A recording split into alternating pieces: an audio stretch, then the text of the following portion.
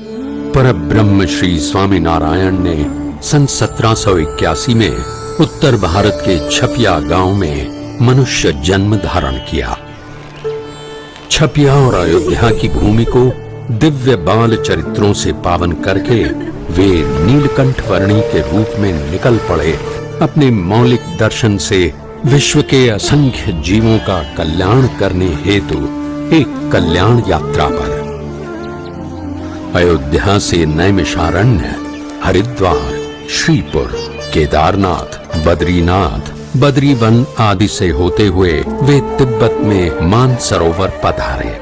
वहां से गंगोत्री, वंशीपुर आदि से आगे नेपाल में काली गंडकी नदी के किनारे आरोहण करते हुए मुक्तिनाथ जाकर उन्होंने तपश्चर्या की। मुक्तिनाथ से बुटोल नथानों से होते हुए गोपाल योगी को आत्यंतिक मुक्ति का मार्ग दिखाकर नीलकंठ वर्णी वहां से पूर्व दिशा में आगे बढ़ चले पोखरा की ओर।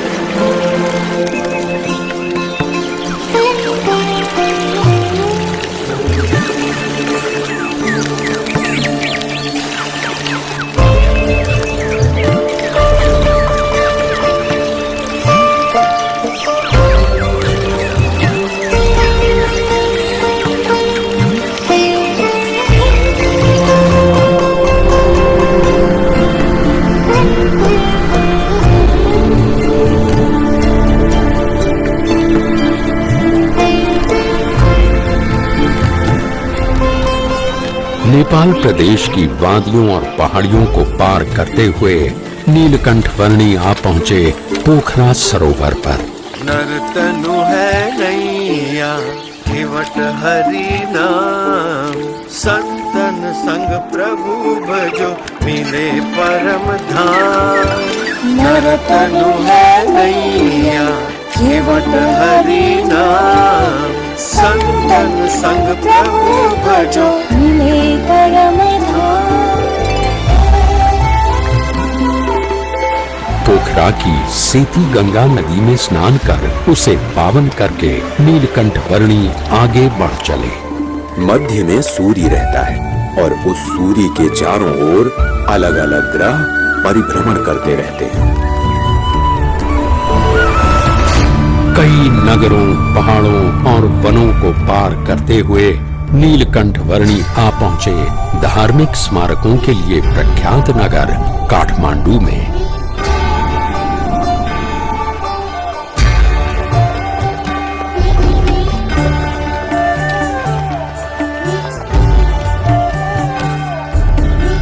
काठमांडू में नीलकंठ वर्णी ने पशुपतिनाथ मंदिर के दर्शन किए और वे बागमती नदी के घाट पर भी पधारे।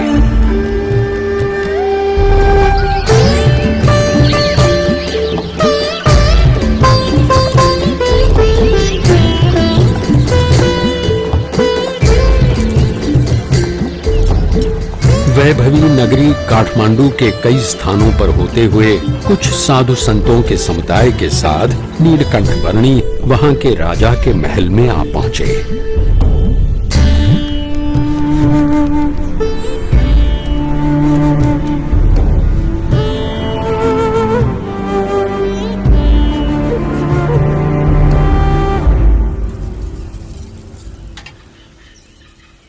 यहाँ उपस्थित सभी लोग ध्यान से सुनिए।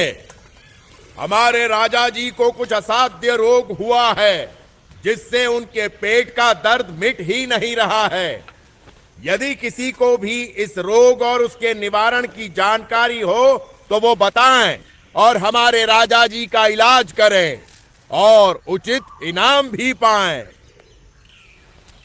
बटुक वर्णी जी, आपके पास भी इस रोग का कोई इलाज हो तो अवश्य बताना। मेरे पास तो जन्म मरण के रोग का इलाज है।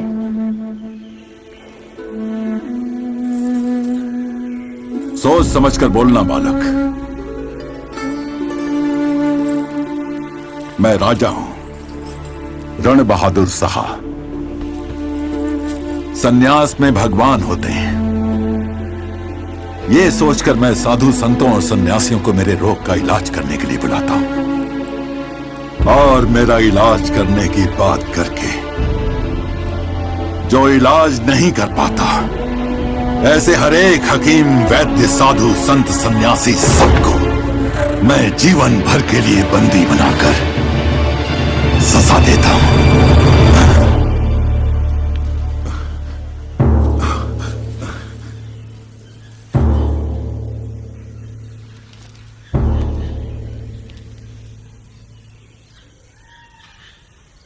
वही तो आप भूल कर बैठते हैं राजन। अपने कर्मों की सजा दूसरों को देकर। इस जन्म में या पिछले जन्मों में आपने स्वयं जो बुरे कर्म किए हैं, उनके फलस्वरूप आपको ये रोग मिला हुआ है।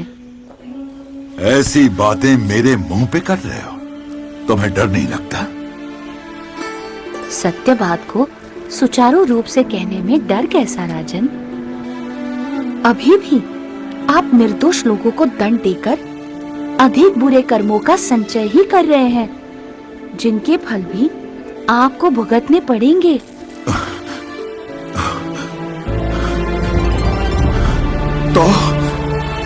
तो मैं क्या करूं? कैसे छुटकारा पाऊं इन सब से? कैसे छुटकारा पाऊं इन सब?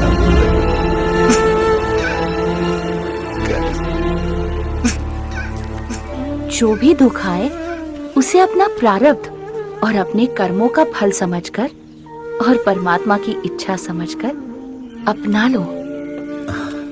अपनी भूलों का पश्चाताप करके और परमात्मा को प्रार्थना करके प्रायश्चित करने से दुख का निवारण हो सकता है। परमात्मा को तो मैं नहीं जानता, पर मैं आपसे प्रार्थना करता हूं कि आप मुझे इन दुखों से उबार लें। आप जो कहेंगे वो मैं करूंगा।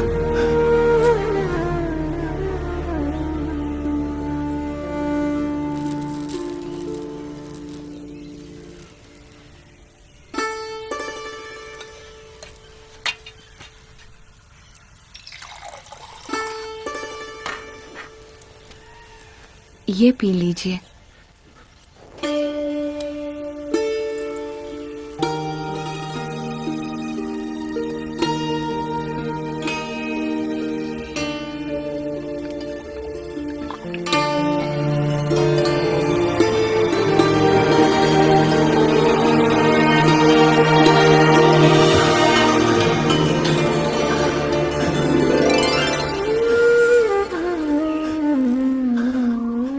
ऐसी राहत की अनुभूति मुझे आज तक नहीं हुई प्रभु।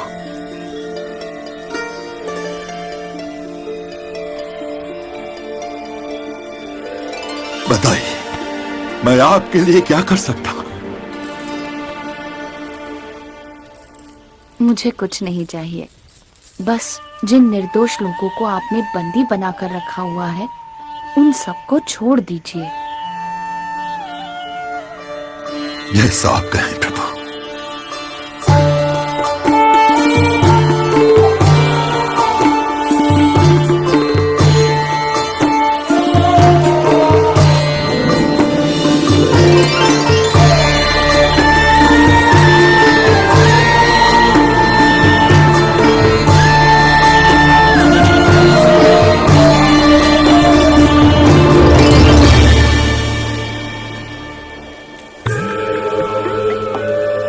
काठमांडू से आगे उत्तरी नेपाल प्रदेश में यात्रा करते हुए नीलकंठ वर्णी ने तिब्बत प्रदेश एवं चीन प्रदेश की ओर दृष्टि की और वहां से पूर्व दिशा में आगे बढ़ते हुए वे वराह तीर्थ आ पहुँचे। जीवन भर सदाचार पूर्वक सेवा के अच्छे कार्य करते रहना वह अच्छी बात है, परंतु वह आत्यंतिक मोक्ष के लिए पर्याप्त नहीं है। मोक्ष के लिए तो सच्चे ब्रह्म स्वरूप गुरु से सनातन मूल्यों का ज्ञान पाकर उसे अपनाना होगा। ओम गंगे च यमुने चैव गोदावरी सरस्वती नर्मदे सिंधु कावेरी जलेस्मिन् सन्निधिं कुरु।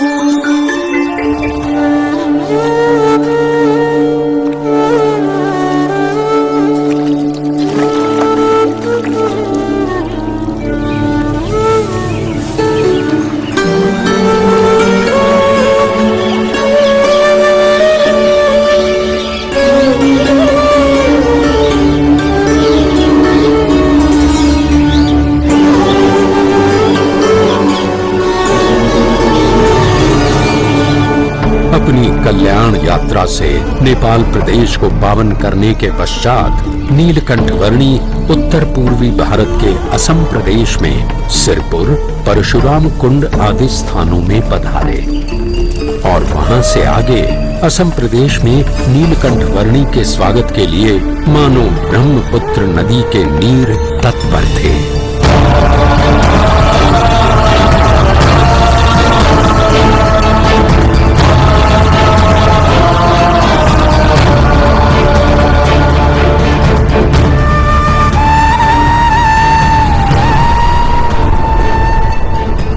ब्रह्मपुत्र नदी को पार करके नीलकंठ वर्णी आ पहुंचे असम के कामाक्षी तीर्थ में।